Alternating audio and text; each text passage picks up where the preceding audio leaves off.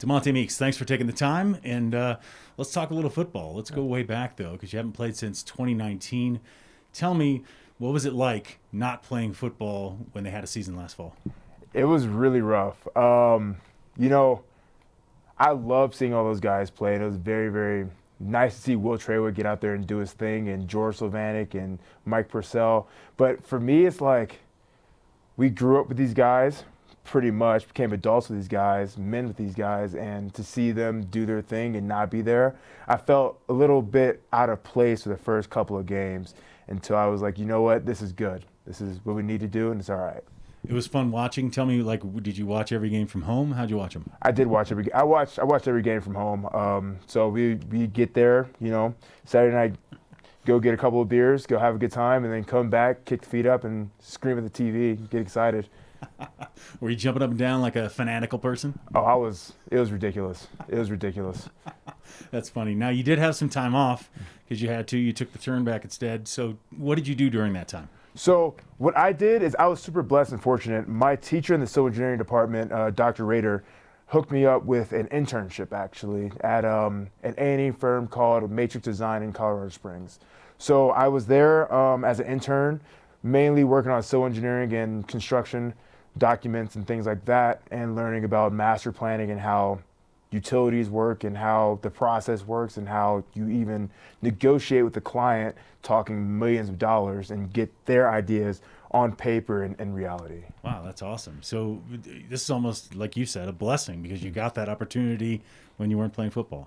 For sure. It's life-changing, honestly, because, one, it's really hard getting an engineering internship, and two, I get paid for it. A lot of interns don't get paid to do those things, and the fact that I came from the academy made that possible for me.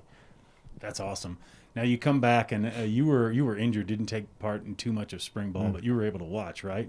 I was. I participated in a good amount of it. I came back and I was pretty much cleared to go, but it was just like I just was getting back in the swing of things and learning how to use my shoulder the right way and things like that. So towards the beginning, I was watching and observing and coaching. And then towards the end, I was working on myself, working on the small stuff, small details and things like that. Looking back to 2019, you were second team All Mountain West after that year. Had a great season for the Falcons. When you step back in, and here's these guys who got a season without you, what's the dynamic like there? I mean, just tell me. It's interesting for sure. One of the things we were most scared about was the gap in freshman playing, sophomore playing, junior playing, senior playing, right? Like you come in and a lot of freshmen don't play, I didn't start playing legit until the end of my sophomore year and didn't start truly until my junior year, Freshman year I was there getting beat on every practice, so I knew what it felt like. I was worried about complacency. I didn't see too much of that though. A lot of guys came ready to work and ready to get after it. And there's some here and there, but we're working through those kinks now. Yeah, 2019, the last time you played. So because the last time you played, very successful season, dominating defense. How do you make that happen again? Because a lot of those players are coming back. We had this conversation a lot with a lot of guys. The thing about 2019 is we all loved each other, there was not a person on the team that I wouldn't mind hanging out with. And everyone on the defense, we were all boys. We went out, had a good time together. We went through the hard times together, called each other. I called Garrett Capela about 2 weeks ago, just talking to him. That's the thing, is we had that camaraderie and we were all on the same page because we hung out so much together. And that's the big thing, just knowing how people think. So how do you kind of make that atmosphere again? You as a leader on this next season, how do you guys make that happen again? I think we got to start with fun. Like it's so easy to get caught up with, I got to perform, I have to do amazing things. But in my opinion, like that stuff comes when you're enjoying what you're doing, you're more passionate about it. So you're going to do the little things right. And once we all do the little things right within our team and start having fun with that, then we'll win a lot of games because we're having fun, and if we love it, we'll do better at it. Yeah.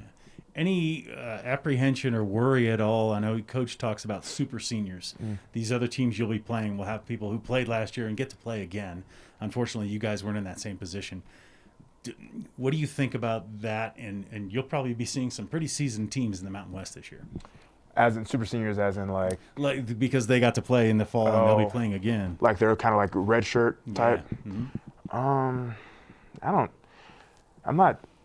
Obviously, there's going to be guys, regardless, redshirt or not. You know, where the academy's super weird because we don't get those options. Right. This year was a fluke, but I'm not really too worried about it because maturity-wise, we're better. A lot of us went back to handle the nicks we all had.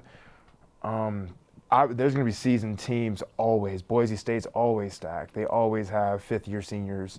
You know, San Diego State, Wyoming. You know, it's always a thing. So I don't think the mindset or mentality would change at all. It's just you just got to handle business. Yeah, definitely.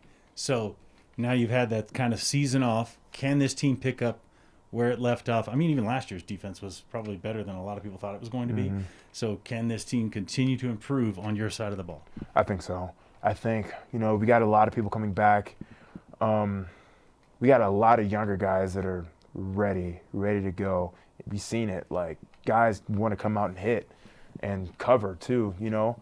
I think with the leadership coming back, you know, Lakota, JJ, Trey, me, Chris Herrera, we'll be able to foster that environment a little bit better because we've seen it. We've been 5-7, we've been 11-2. You know, we know what it takes, and I think we're going to be pretty good and pretty stout.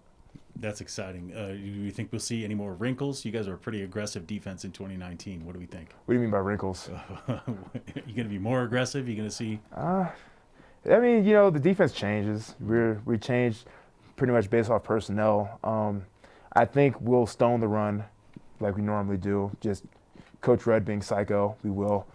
And I think coverage, we're working on that, and we're getting a lot better. Our secondary, a lot of them first time playing last year, so they got a lot of the weirdness out, you know, and I think we'll be good. Fantastic. Looking forward to it. Demonte Meeks, thanks for the time. Thank you, sir. Appreciate you.